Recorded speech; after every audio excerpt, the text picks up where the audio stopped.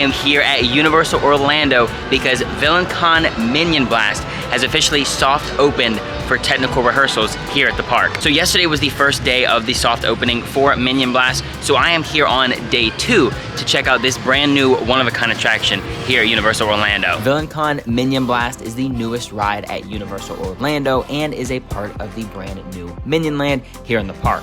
This ride is right across from the Despicable Me Minion Mayhem ride, and this attraction is the first of its kind. This is a moving walkway shooter attraction based on the villains of the Despicable Me and Minions franchise. Now, there are no seats on this ride. You are standing on the moving walkway throughout this attraction. Since this ride is in technical rehearsals, there is no taking pictures or filming inside of the queue or filming any footage of this new attraction, but let's head on inside and ride Minion Blast. Just got off of Minion Blast for the very first time, and I'm gonna give you guys my honest review of the brand new ride. It said it was going to be about a 60-minute wait. It only ended up being about a 35-minute wait from the time I walked into line to the time I got off of the ride. So like I said earlier, we could not film inside of the queue or show any footage of the ride. But with that being said, the queue was probably one of my favorite parts of the ride. It was so well themed and so well put together. There were so many things to look at while you were in there, obviously because it's like you are at VillainCon walking through the convention. There was different booths to see and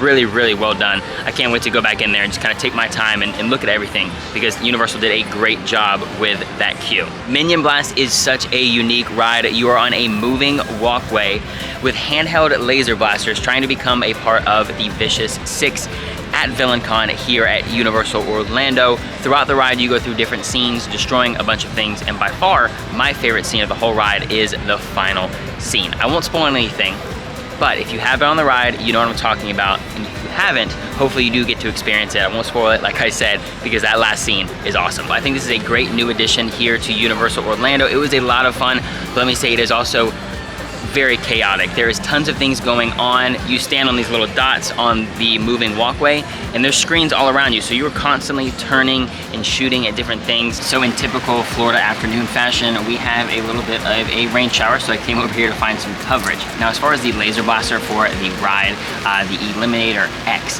it was a little bit heavier than I was expecting. My arms are extremely tired from holding that gun, shooting around, and it's not rapid fire, so you don't just hold the thing, you actually have to like tap it and tap it and tap it for it to shoot. And there's two different ways for you to shoot the laser blaster. The back trigger is just the rapid fire normal ammo, and the front trigger is a special type of laser blaster.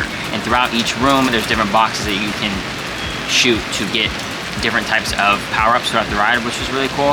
So like you can have like a fireball, you can have a banana come out of it, you can have, it was like a disco ball, so that shoots out. So yeah, throughout the ride, you'll see these different boxes, shoot those, you get different types of power-ups. And the Eliminator X laser gun was a little bit heavier than I was expecting. This umbrella might come down on me and this is not gonna be good. As far as the gun, it was a little bit heavier than I was expecting. So if you have little ones that are going on the ride, just be aware it might be a little bit too heavy for them.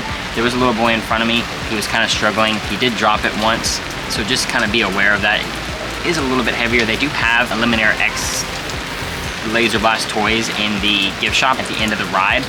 Those aren't the exact same size of the one in the ride. The one in the ride is a lot bigger than the ones in the store, so just kind of be aware of that. It is a little bit heavier, but overall, I enjoyed the ride. Nothing too crazy, nothing too special, but it's a great, like I said, addition to the park here at Universal Orlando. And the first time I went, I got 756,400 something, which was a lot more than I was expecting because I don't know how the game works. I don't know what's the best things to shoot at. So I was just kind of going in there free firing the lasers and the different types of power-ups that you have. But like I said, it's very, very chaotic, just kind of twisting around, shooting different things. So I was just kind of firing at everything I was looking at. But a lot of fun. And I definitely am gonna go back again today, hopefully when this rain kind of dies down so I can escape and go ride it again and see if maybe I can get a better score. Maybe figure out how the scoring works, because I was noticing I was just hitting everything. And you can destroy everything in the ride. So it's not like specific, probably specific targets to get you higher points. That would make the most sense, right? Kind of just shooting and destroying everything.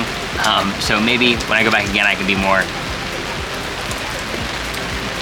aware of what I'm actually shooting at and seeing what kind of points I get. I really wish I could have shown you all some footage of inside the ride while I was going through it, because while I was in there, it just felt like, while I was going through those scenes, it just felt like I was inside of a giant video game. And then when you come out of the ride, there is a leaderboard of, I believe it said the top 30 scores of the day. It was only showing one. I can imagine once they're done with technical rehearsals and all the kinks are kind of fixed throughout the ride, there will be more on that leaderboard. But the competitor in me is gonna want to ride this over and over again, especially when I come with my friends, because I'm just gonna try to get the best score possible.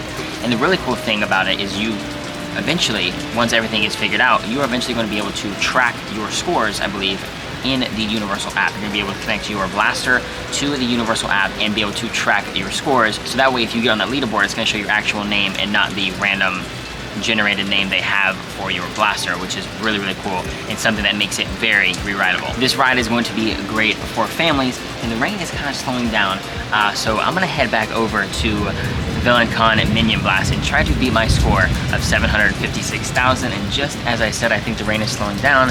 There is a ton of thunder, so maybe it's not slowing down. So second time through Minion Blast, I got 440,000, which is significantly about 300,000 points less than I got the first time, and I thought I was doing a lot better. Let me tell you all, my arms are dead. Those guns are pretty heavy, and then all the twisting and turning around, looking at the different screens, it is a workout, let me tell you that. So if I was gonna rate Minion Blast on a scale of 1 to 10, I would give it about a 7.5 out of 10. While it is a great ride, it is not one of my favorite rides. I'm not gonna come on here and tell you all, oh my God, this is the best thing. This is one of the best rides at Universal. It's not, and that's not saying it's a bad ride, it's just not one of the best ones. It's a great addition to the park, a lot of fun, and families are going to love this ride. I'm gonna say I think riding it twice in one day is gonna be my limit for how many times I ride Minion Blast in one day, because like I said, my arms are tired from holding that gun and turning around and shooting all the different targets, but it was a lot of fun. And I can't wait to come back and ride it again and try to beat my score of 756,000. I 100% thought I was doing better the second time around and did significantly worse. So once again, I thought I was gonna go through the second time and figure out this scoring and tell you all, hey, shoot this target and don't shoot this target. Still have not figured that out yet. We'll come and ride again. We'll let you guys know how to score the highest score possible here on the Minion Blast ride. And now my goal for one day is to be at the top of the leaderboard when you come into the Evil Stuff gift shop after the ride. I want that #1 slot. The competitor in me is gonna come back and ride this over and over again. But with that being said, that is gonna be the end of today's video from Universal Orlando. I hope you all enjoyed it.